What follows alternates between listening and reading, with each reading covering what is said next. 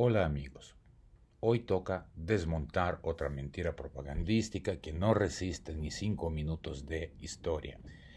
Rusia nunca colonizó, solo liberó pueblos. Suena noble, casi poética, como si el Imperio Ruso y la Unión Soviética hubieran recorrido el mundo repartiendo libertad, cultura y abrazos. Pero basta mirar el mapa y los archivos para que esa afirmación se desmorone. Empecemos por el siglo XVI, cuando el Principado de Moscú comenzó a expandirse hacia Siberia. No lo hizo para liberar pueblos o restaurar justicia, lo hizo para apoderarse de rutas, recursos y tributos que antes controlaba la Horda de Oro. Y si uno observa esa dinámica con atención, no parece una cruzada civilizatoria, parece una guerra de carteles. Un poder en declive, la Horda, y otro en ascenso, Moscú compitiendo por territorio, influencia y rentas. Los fusileros enviados desde Moscú no negociaban, cobraban el tributo en pieles como quien exige cuota por protección. Y si alguna comunidad se resistía, llegaban las expediciones punitivas. Los pueblos originarios de Siberia y Oriente Lejano, como yakutos, evenquís, chukchis, buriatos, fueron sometidos, rusificados y marginados. Sus lenguas fueron desplazadas, sus creencias perseguidas, sus estructuras sociales destruidas. Cuando Rusia dice que liberó el Cáucaso, conviene revisar qué entiende por libertad, porque lo que ocurrió fue una campaña militar de décadas para someter a pueblos que no pedían ser salvados: chechenos, dagestaníes, circasianos, ingushes, osetios, abjasios, armenios, georgianos, todos fueron absorbidos por la fuerza, no por voluntad. En el Cáucaso, la resistencia chechena y dagestaní fue aplastada con campañas militares brutales. En Asia Central se impuso el ruso como una lengua administrativa, se controlaron las rutas comerciales y se reconfiguraron las élites locales. Esto no es liberación, es colonización con uniforme imperial. La llamada Guerra de Cáucaso duró más de 60 años. No fue una operación puntual, fue una colonización sistemática. Los circasianos, por ejemplo, perdieron más del 90% de su población por muerte o exilio. Más de 1 millón fueron expulsados hacia el Imperio Otomano. Si esto se llama liberación, perdón, esto fue limpieza étnica con firma imperial. Y cuando el zarismo terminó, llegó la URSS, con otro uniforme y el mismo mapa. La narrativa cambió, ya no se trataba de conquistar, sino de hermanar, pero la hermandad soviética implicaba rusificación, control político y deportaciones masivas. En 1944 Stalin ordenó la deportación completa de los chechenos, ingushes, tártaros de Crimea a Asia Central. Cientos de miles fueron trasladados en vagones de ganado. Miles murieron en camino. La región quedó vaciada y luego repoblada con otros grupos étnicos. Esto no es liberación, amigos, es ingeniería demográfica. Ucrania fue liberada tantas veces que acabó con una hambruna inducida, el Holodomor, que mató a millones. Los países bálticos fueron ocupados en 1940 y cuando intentaron recuperar su independencia, fueron reprimidos con deportaciones masivas a Siberia. Georgia, Moldavia, Armenia, Kazajistán, Bielorrusia, todos fueron absorbidos en una estructura que centralizaba el poder en Moscú y convertía a las repúblicas en satélites. Y cuando alguno de estos pueblos quiso salir, no hubo diálogo, hubo tanques. Hungría en 1956, Checoslovaquia en 1968, Lituania en 1991.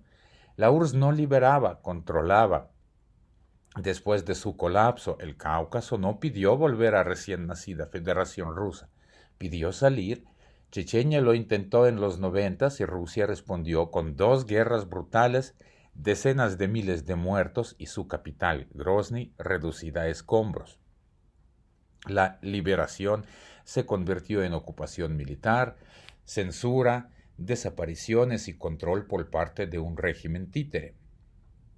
Cuando Rusia dice que libera pueblos, vamos a mirar Afganistán. En 1979 la URSS invadió el país bajo el pretexto de defender la revolución y proteger al pueblo afgano. Lo que siguió fue una guerra de 10 años, más de 1 millón de muertos, 5 millones de refugiados y un país convertido en campo de batalla entre imperios. La liberación incluyó bombardeos indiscriminados, uso de minas antipersona y apoyo a un régimen títere que no sobrevivió ni 3 años después de la retirada soviética. Incluso hoy, esta narrativa persiste. Georgia fue nuevamente invadida por la Federación Rusa en 2008. Abjasia y Osetia del Sur, dos regiones que Moscú convirtió en enclaves controlados, con fronteras militarizadas y gobiernos títeres.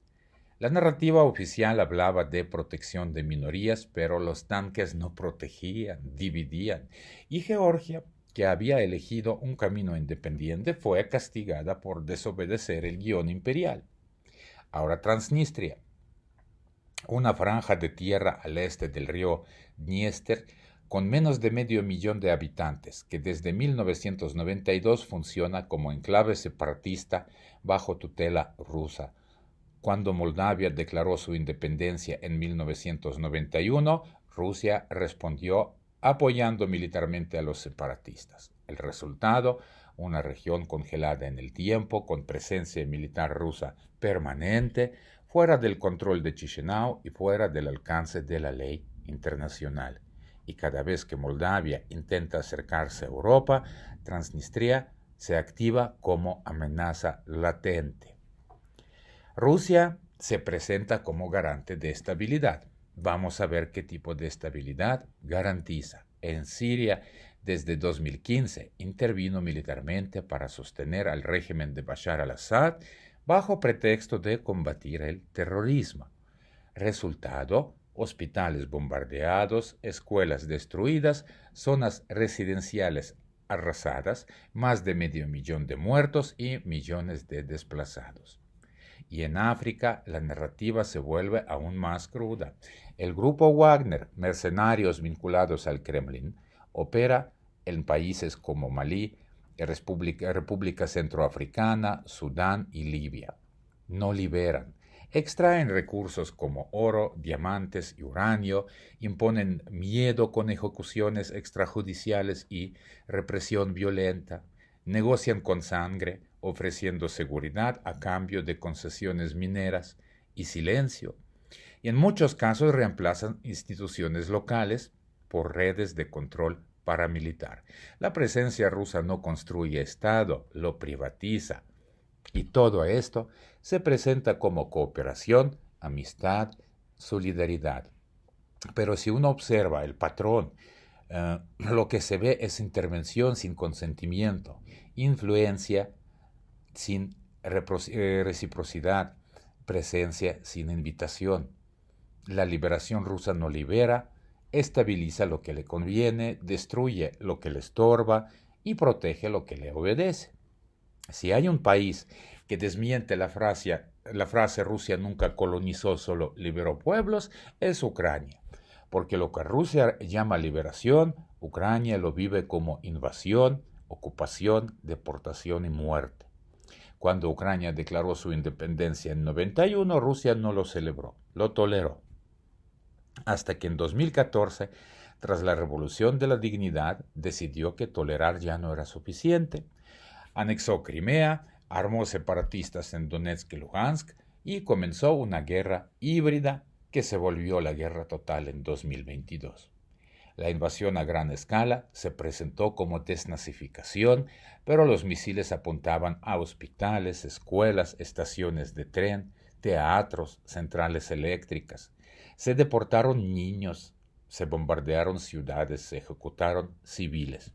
Y mientras tanto, la narrativa oficial hablaba de proteger a los rusoparlantes como si hablar ruso fuera permiso para invadir.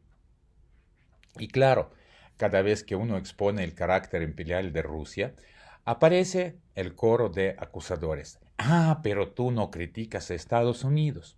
Seguro, eres pro-yanqui. Como si denunciar una invasión exigiera primero firmar una condena universal. Como si criticar a Rusia fuera automáticamente aplaudir al Pentágono. Como si la única forma de tener principios fuera elegir un imperio favorito. No, yo no elijo imperios. Yo documento cómo actúan. Y si Rusia invade, manipula, deporta, bombardea y censura, no me importa qué bandera ondea en Washington. Me importa lo que ocurre en Bucha, en Grozny, en Shinvali, en Transnistria, en Alepo, en Bamako. La diferencia no está en quién lo hace, está en quién lo niega. Estados Unidos tiene una larga historia de intervenciones, sí, pero nadie lo presenta como víctima ni como redentor universal. Rusia, en cambio, actúa como imperio y exige que lo llamemos liberador. No es que Rusia sea peor por tener misiles, es por exigir que el mundo celebre su violencia como virtud, por convertir la ocupación en narrativa heroica, por pedir que el crimen se lea como redención. Así que no, no soy pro-yanqui, soy alérgico a los imperios que se creen inocentes.